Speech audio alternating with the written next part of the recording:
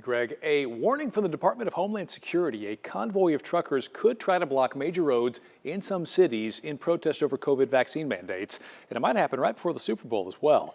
Right now, there is only online chatter, but there are some proposed dates, which includes this Sunday, February 13th, which coincides with Super Bowl Sunday.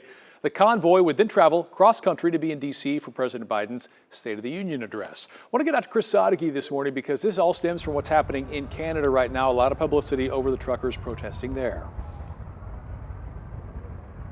Yes, Mark, and that protest by the Canadian truckers, the impacts are already being felt across the border, and now there are those warnings that similar protests could happen in the United States. Texas Attorney General Ken Paxton announced an investigation into GoFundMe for potential deceptive trade practices after the fundraising website disabled online donations to a fund that had raised more than $10 million for the truckers.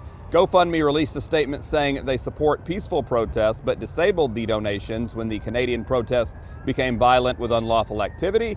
Paxton, though, said the investigation is to ensure Texans know where their money's going. The protest began a few weeks ago in the Canadian capital of Ottawa against that country's COVID-19 measures and mandates.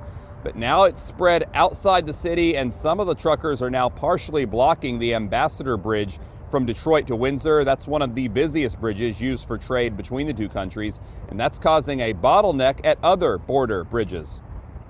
As of this morning, our company had 27 or more trucks stuck on this side of the border from yesterday.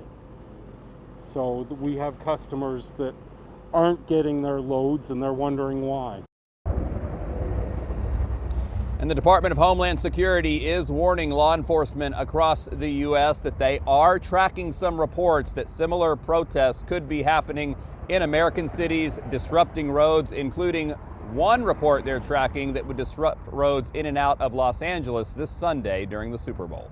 Kara, back to you.